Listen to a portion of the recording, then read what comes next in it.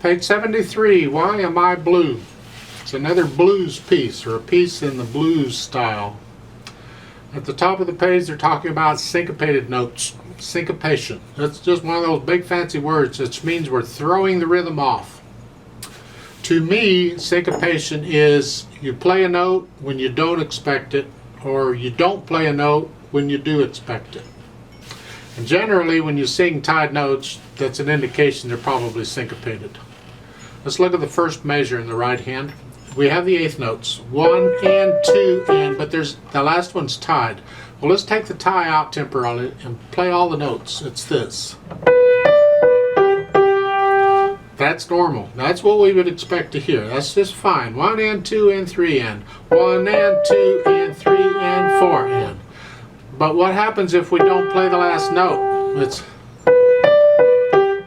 It's like, well, there's more. Well, what they do is they tie it, and you're hanging on to. You're not playing that note. You're just hanging on to the previous note. And you just, well, wait a minute. Where's the rest of it? That's syncopation.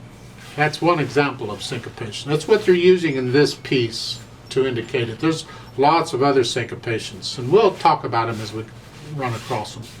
Then the other thing they're introducing here is another musical symbol. This is called a natural sign. It's that incomplete hashtag sign up there. It's missing a couple of lines. It's called a natural sign. It's an accidental. We have three kinds of accidentals. We have them all now. You got the sharp we've had, you got the flat we've had, and now the natural accidental. The rule is the same for all of them. It applies from that point on in the measure for the rest of the measure in that staff. There's a lot of prepositional phrases in that. That's the way it works. So this piece is in the key of G major. It's got F sharps. Automatically you play all the F's F sharps. Well, look at the last measure, the first line. We have an F, but the natural sign in front of us, so we're going to play an F natural here throughout. In the second line, second measure, you have a B flat. That's another accidental. So that applies for the measures. So the second B in that measure is also B flat. And in the next measure, B flats again. They're all flat in this measure because the first flat carries. And then in the next measure, they give you a natural sign. They don't need the natural sign, but they're being nice to you. Make sure you play this natural, but the point is the B flat in the previous measure cancels out at the bar line, so this is a natural anyway, even without the sign. Then go down to the last line. We have the B flats again. They're all flatted. And then in the last measure, the second ending, you have an F sharp. Remember there's F sharp in the key signature? A D sharp. And that goes to a G E. Sounds wonderful, don't it? If you're not blues yet, you will be. So you have to be watching on these accidentals because they can sneak them in on you wherever. The left hand, for the most part, has just got the primary chords. You're starting out with a 1 chord. That's what the Roman numeral is, a 1 chord. And then in the second line, second measure, it's a 4 chord. Third line, 1 chord again. The last measure, the third line, is a 5/7 chord. Last line, 4 chord, 1 chord, 5/7 chord, 1 chord, blah, blah, blah, blah, blah. Now, this is a blues piece, and this is also written in the 12-bar blues progression. Now, you can review the other video on the blues thing. There's somewhere, I don't remember where it was. And it explains the order of, it's a chord progression. We've talked about chord progressions already. It's the order of the chord. You get 4 measures of 1, remember, 2 measures of 4, 2 of 1, 1 of 5/7, 1 of 4, and 1 of 1, or 2 of 1, or some such thing. It's 12 measures total, 12 bars. A bar and a measure is the same thing. And it's a progression. And this follows that progression. It's written this way.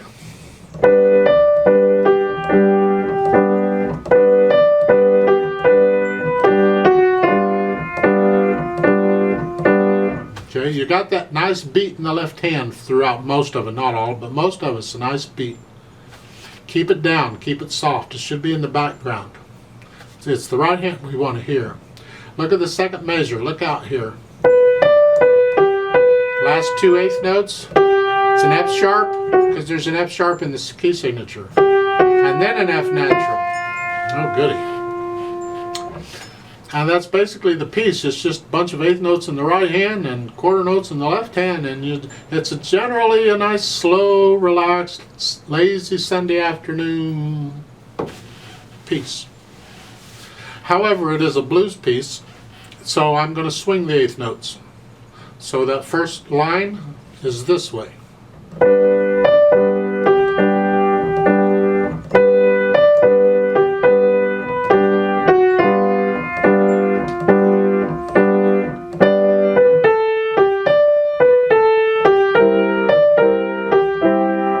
So, remember to do the phrasing in the right hand. I don't always do it, but try and do the phrasing. Just lift up and down a little bit. The left hand has no phrasing. It's just going to play the regular quarter note chords. Dynamics. They don't give you a lot in dynamics. The idea is to learn the piece so you can play it without having to focus on notes and all, rhythms and all that. And then you start feeling the piece. They give you a medium loud at the beginning. That's the melody. It's up to you what medium loud is, but you can go up and down a little bit as you feel it. In the third line down, last measure, they give you a crescendo. Head for that D, that last note, and then stay there. And then in the first ending at the bottom, you get a decrescendo to take you back down where you were. And I would do it by beat. The first beat is where you loud where you were, wherever. Next one's a little under. Next one's a little under. And next one's a little under. And then you go back to the top and you're wherever. That's it. In the second ending at the bottom, there's a crescendo there. So you're going to go. And so you can't really crescendo on a piano after you play the note. But we can give the illusion. So what it is the first chord, soft, because you've been soft throughout. And then you have this, and then a little louder. And then the chord comes in and makes the chord louder. So it gives the illusion this hand will sound like it's getting louder if you make the other hand get louder. It tricks the mind. So, and then you just got to get the rhythm, because 1 and 2 and 3. Because that right after you play that chord in the right hand, that's right there. It's got to be here. 1 and 2 and 3 and 4. Then you hold that out for a while and let it die away, and then you can stop. With a metronome, I'm going to hold that 4 counts, because fermata, and then I'm going to stop. Now to give it a little bit of pedal. I have problems with that. I think you can play the whole thing without pedal just fine. I don't know that the pedal really adds anything. In my mind, it kind of messes it up, because I'm playing the first couple of measures like this.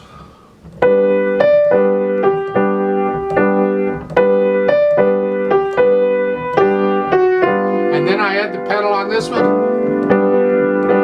You see that? Can you hear a difference in the left hand between this and this? And to me, that difference is significant, and it just is, what are you doing? But that's what they're doing here. On the first line, they're doing that. You push the pedal down right after you play the notes. Lift the pedal up with the right hand, because we want to break in the phrase going on. So lift the pedal up with the right hand. In the third line, it's the same thing. And in the last line, same thing.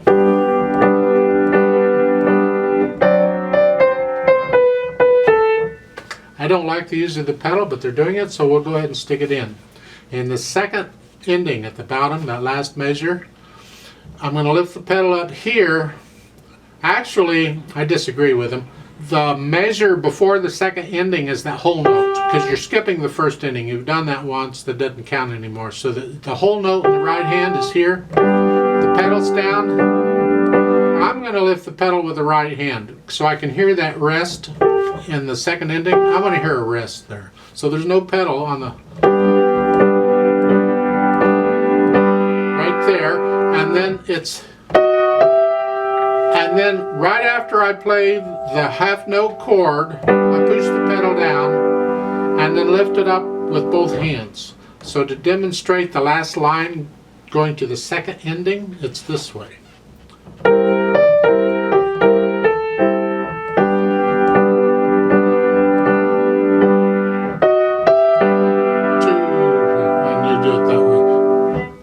Same time. And that's the pedal. But as I said before, as far as I'm concerned, you can do the whole thing without pedal. Now there is a note at the bottom that you can be ready to start the Alfred Jazz Rock course if that's what you want. I have another playlist on the channel where I cover that book. It's just one book as far as I know. I don't know.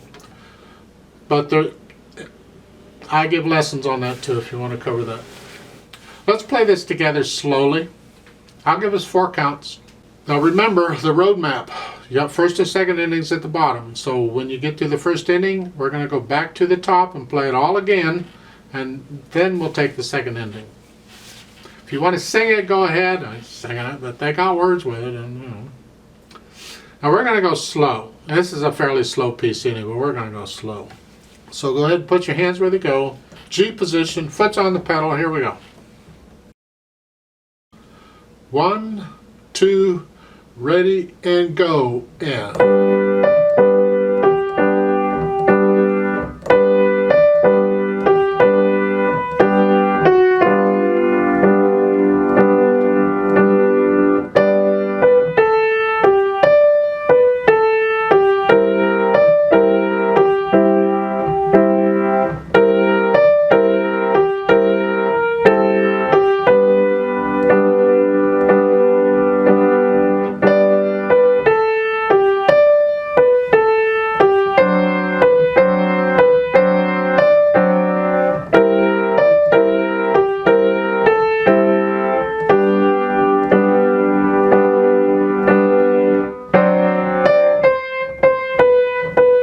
top.